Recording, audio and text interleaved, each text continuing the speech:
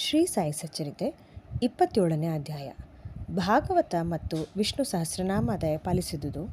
ದೀಕ್ಷಿತ ಅವರಿಗೆ ವಿಠಲ ದರ್ಶನ. ಗೀತಾ ರಹಸ್ಯ. ಖಾಪರ್ಡೆ ದಂಪತಿಗಳು. ಬಾಬಾ ಅವರು ತಮ್ಮ ಭಕ್ತರಿಗೆ ಧಾರ್ಮಿಕ ಗ್ರಂಥಗಳನ್ನು ತಮ್ಮ ಸ್ವಹಸ್ತದಿಂದ ಕೊಟ್ಟು ಪುನೀತರನ್ನಾಗಿ ಮಾಡಿ ಹೇಗೆ ಅನುಗ್ರಹಿಸುತ್ತಿದ್ದರು ಎಂಬುದನ್ನು ಈ ಅಧ್ಯಾಯದಲ್ಲಿ ಹೇಮಾಡಪಂತರು ವಿವರಿಸಿದ್ದಾರೆ.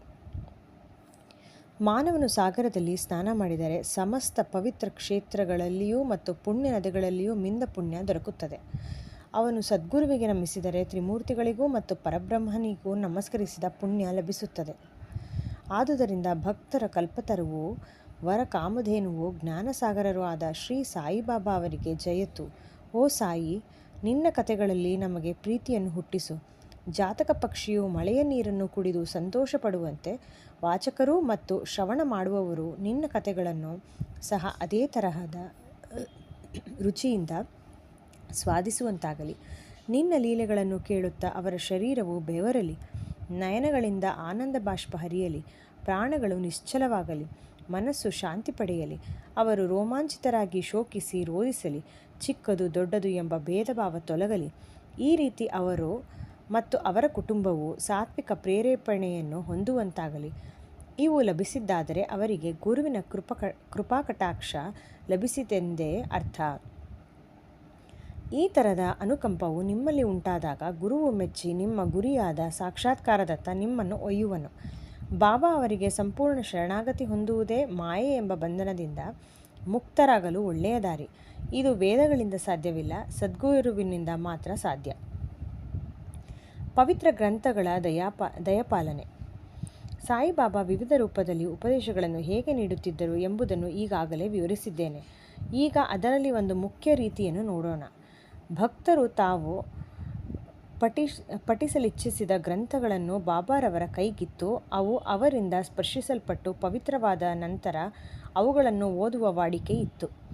ಆ ಗ್ರಂಥಗಳನ್ನು ಪಠಿಸುವಾಗ ಬಾಬಾ ಸ್ವತಃ ತಮ್ಮೊಡನೆ ಇರುತ್ತಾರೆಂದು ಭಕ್ತರ ಭಾವನೆ. ಒಂದು ಸಾರಿ ಕಾಕಾ ಮಹಾಜನಿಯವರು ಏಕನಾಥ ವಿರಚಿತ ಭಾಗವತ ಗ್ರಂಥದೊಡನೆ ಶಿರಡಿಗೆ ಬಂದರು. ಶ್ಯಾಮ ಅವರು ಆ ಗ್ರಂಥವನ್ನು ಓದಲು ಬಯಸಿ ಅದನ್ನು ಎರವಲಾಗಿ ಪಡೆದು ಬಾಬಾ ಅವರಲ್ಲಿಗೆ ತಂದರು. ಆಗ ಬಾಬಾ ಅವರು ಅದನ್ನು ತೆಗೆದುಕೊಂಡು ಸ್ವಲ್ಪ ಪುಟಗಳನ್ನು ತಿರುವಿ ಹಾಕಿ, ಇದನ್ನು ನೀನೇ ಇಟ್ಟುಕೋ ಎಂದರು. ಅದಕ್ಕೆ ಶ್ಯಾಮ ಅವರು ಅದು ತಮ್ಮದಲ್ಲವೆಂದು ಕಾಕಾ ಅವರಿಗೆ ಅದನ್ನು ಪುನಃ ಕೊಡಬೇಕೆಂದು ತಿಳಿಸಿದರು. ಆಗ ಬಾಬಾ ಅವರು, ಬೇಡ ಬೇಡ, ನಿನಗೆ ಕೊಟ್ಟಿದ್ದೇನೆ, ಅದನ್ನು ಭದ್ರವಾಗಿ ಕಾಪಾಡು, ನೀನೇ ಇಟ್ಟುಕೋ, ಅದರಿಂದ ನಿನಗೆ ಪ್ರಯೋಜನವಿದೆ ಎಂದರು. ಈ ರೀತಿ ಬಾಬಾ ಅವರು ಶ್ಯಾಮ ಅವರಿಗೆ ಅನೇಕ ಗ್ರಂಥಗಳನ್ನು ದಯಪಾಲಿಸಿದ್ದರು. ಕೆಲವು ದಿನಗಳ ನಂತರ ಕಾಕಾ ಮಹಾಜನಿಯವರು ಏಕನಾಥ ಭಾಗವತದ ಮತ್ತೊಂದು ಪ್ರತಿಯನ್ನು ತಂದು ಬಾಬಾ ಅವರ ಕೈಗಿತ್ತರು. ಆಗ ಬಾಬಾ ಅವರು ಅದನ್ನು ಸ್ಪರ್ಶಿಸಿ, ಇದನ್ನು ಕಾಪಾಡು ಎಂದು ಹೇಳಿ ಹಿಂತಿರುಗಿಸಿದರು. ಕಾಕಾ ಅವರು ಅದನ್ನು ಪ್ರಸಾದವಾಗಿ ಸ್ವೀಕರಿಸಿ ನಮಸ್ಕರಿಸಿದರು. ಶ್ಯಾಮ ಅವರಿಗೆ ವಿಷ್ಣು ಸಹಸ್ರನಾಮ. ಶ್ಯಾಮ ಅವರು ಬಾಬಾ ಅವರ ಆಪ್ತ ಭಕ್ತರಾಗಿದ್ದರು.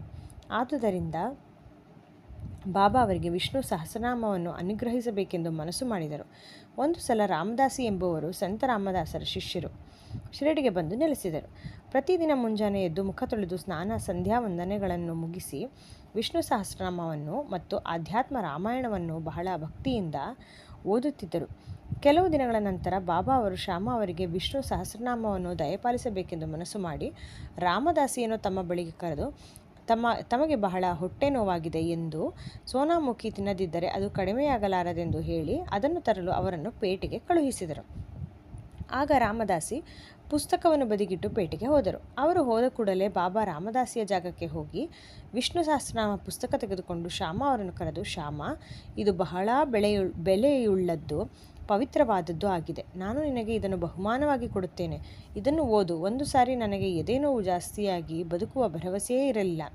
ಆಗ ಈ ಪುಸ್ತಕವನ್ನು ನನ್ನ ಎದೆಗೆ ಒತ್ತಿಕೊಂಡೆನು. ನನಗೆ ಎಂಥ ವಿರಾಮ ದೊರಕಿತು ನಿನಗೆ ಗೊತ್ತೇ? ದೇವರೇ ಕೆಳಗಿಳಿದು ಬಂದು ನನ್ನನ್ನು ರಕ್ಷಿಸಿದಂತೆ ಭಾಸವಾಯಿತು. ನೀನು ಇದನ್ನು ನಿಧಾನವಾಗಿ ಶ್ರದ್ಧೆ ಮತ್ತು ಭಕ್ತಿಯಿಂದ ಓದು. ದಿನಕ್ಕೊಂದು ಬಾರಿಯಾದರೂ ವಿಷ್ಣು ಸಹಸ್ರನಾಮವನ್ನು ಉಚ್ಚರಿಸು, ನಿನಗೆ ಕಲ್ಯಾಣವಾಗುತ್ತದೆ ಎಂದು ಹೇಳಿ ಅವರು ಕೈಗೆ ಪುಸ್ತಕ ಕೊಟ್ಟರು. ಆಗ ಶ್ಯಾಮ ಅವರು, ಪುಸ್ತಕದ ಮಾಲೀಕರು ರಾಮದಾಸಿ ಎಂದು, ಅವರು ಹುಂಬರು, ತಲೆ ತಿರುಕರು, ಆದುದರಿಂದ ತಮ್ಮೊಡನೆ ಜಗಳವಾಡುವರೆಂದು, ಜೊತೆಗೆ ತಮಗೆ ಸಂಸ್ಕೃತ ಸರಿಯಾಗಿ ಅರ್ಥವಾಗುವುದಿಲ್ಲವೆಂದು ಹೇಳಿ ಪುಸ್ತಕ ತೆಗೆದುಕೊಳ್ಳಲು ನಿರಾಕರಿಸಿದರು. ರಾಮದಾಸಿಯ ಮೇಲೆ ತಮ್ಮನ್ನು ಎತ್ತಿ ಕಟ್ಟಬೇಕೆಂದು ಬಾಬಾ ಇಚ್ಛಿಸಿದ್ದಾರೆಂದು ಶ್ಯಾಮ ಭಾವಿಸಿದರು. ಬಾಬಾ ಅವರ ಇಂಗಿತ ಅವರಿಗೆ ಹೇಗೆ ತಿಳಿದೀತು? ಶ್ಯಾಮ ಅವರ ಕೊರಳಿಗೆ ವಿಷ್ಣು ಸಹಸ್ರನಾಮವೆಂಬ ಹಾರ ಹಾಕಿ ಅವರನ್ನು ಸಂಸಾರ ಬಂಧನದಿಂದ ಮುಕ್ತರನ್ನಾಗಿ ಮಾಡುವುದೇ ಬಾಬಾ ಅವರ ಆಶಯವಾಗಿತ್ತು. ಪರಮಾತ್ಮನ ನಾಮದ ಮಹಿಮೆ ಎಲ್ಲರಿಗೂ ತಿಳಿದೇ ಇದೆ. ಅದು ನಮ್ಮನ್ನು ಪಾಪ ಕರ್ಮಗಳಿಂದ ದೂರ ಮಾಡಿ ಜನನ ಮರಣಗಳಿಂದ ನಮ್ಮನ್ನು ಮುಕ್ತ ಮಾಡುತ್ತದೆ. ಇದಕ್ಕಿಂತ ಸುಲಭವಾದ ಸಾಧನ ಬೇರೊಂದಿಲ್ಲ. ಅದಕ್ಕೆ ಯಾವ ವಿಧವಾದ ಸಾಮಾನು ಸರಂಜಾಮುಗಳ ಅವಶ್ಯಕತೆ ಇಲ್ಲ. ಅದಕ್ಕೆ ನಿಬಂಧನೆಗಳಿಲ್ಲ. ಅದು ಎಷ್ಟು ಸುಲಭ ಸಾಧ್ಯವೋ ಅಷ್ಟೇ ಪರಿಣಾಮಕಾರಿ. ಆದುದರಿಂದಲೇ ಬಾಬಾ ಶ್ಯಾಮ ಅವರಿಗೆ ಅದನ್ನು ತೆಗೆದುಕೊಳ್ಳಲು ಒತ್ತಾಯಪಡಿಸಿದರು. ರಾಮದಾಸಿ ಸೋನಾಮುಖಿಯೊಡನೆ ಹಿಂತಿರುಗಿದರು.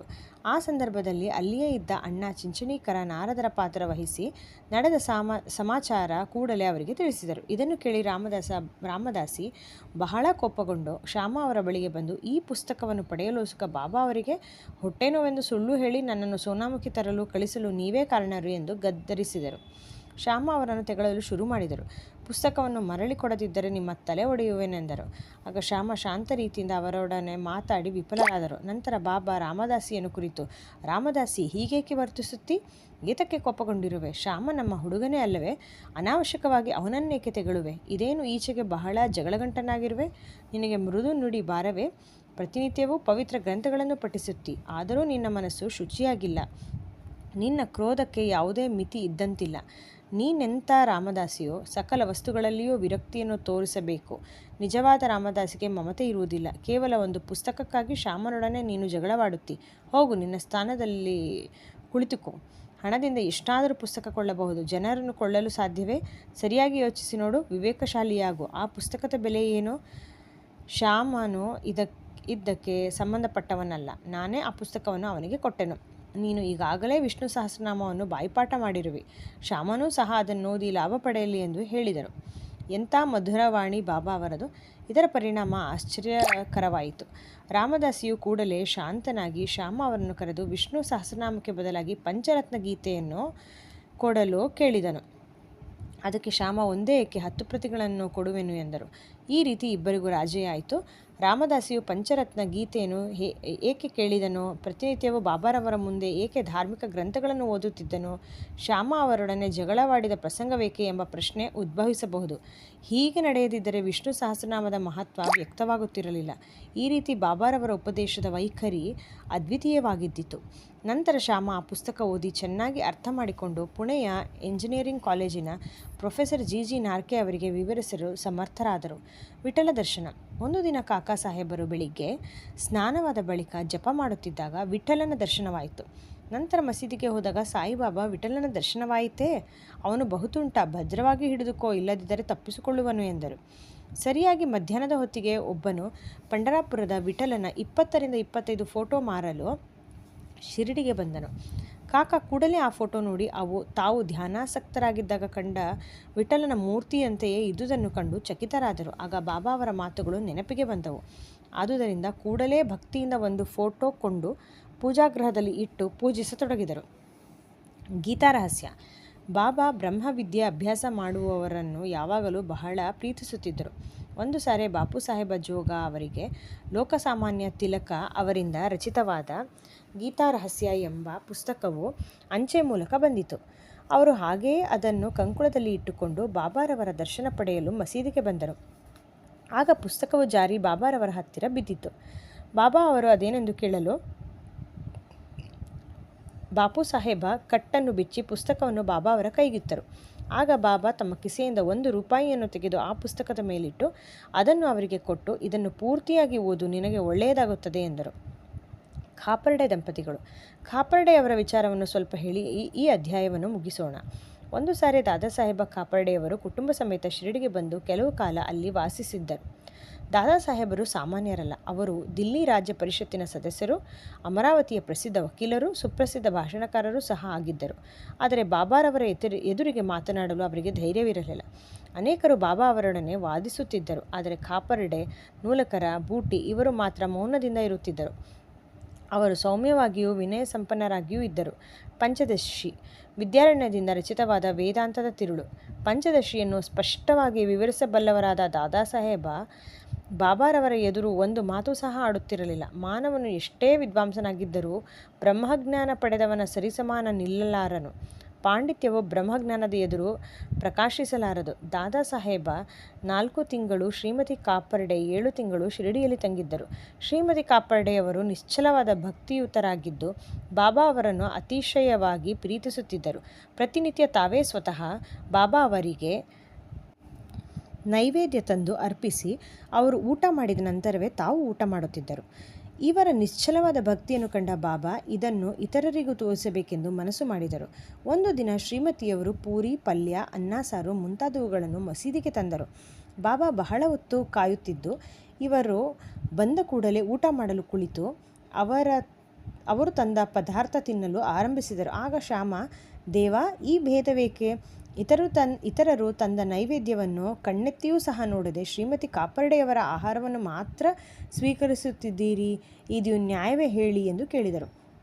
ಆಗ ಬಾಬಾ, ಇದು ನಿಜವಾಗಿಯೂ ವಿಶೇಷವಾದ ಅಡಿಗೆ. ಈ ಮಹಿಳೆಯು ಮೊದಲು ಒಬ್ಬ ವರ್ತಕನ ಹಸುವಾಗಿ ಬಹಳ ಕಾಲ ಹಾಲು ಕೊಡುತ್ತಿದ್ದಳು. ನಂತರ ತೋಟಗಾರನ ವಂಶದಲ್ಲಿಯೂ ಕ್ಷತ್ರಿಯ ಕುಲದಲ್ಲಿಯೂ ಹುಟ್ಟಿ ವರ್ತಕನನ್ನು ಮದುವೆಯಾದಳು. ನಂತರ ಬ್ರಾಹ್ಮಣ ಕುಲದಲ್ಲಿ ಹುಟ್ಟಿದಳು. ಇವಳನ್ನು ಬಹಳ ಕಾಲದ ನಂತರ ನೋಡುತ್ತಿದ್ದೇನೆ, ಆದುದರಿಂದ ಅವಳ ಪ್ರೀತಿಯ 2 ತುತ್ತುಗಳನ್ನು ಸ್ವೀಕರಿಸುತ್ತಿದ್ದೇನೆ ಎಂಬುದಾಗಿ ವಿವರಿಸಿದರು. ಹೀಗೆ ಹೇಳಿ ಊಟ ಮುಗಿಸಿ ತೃಪ್ತಿಯಿಂದ ಆಸನದಲ್ಲಿ ಬಂದು ಕುಳಿತರು.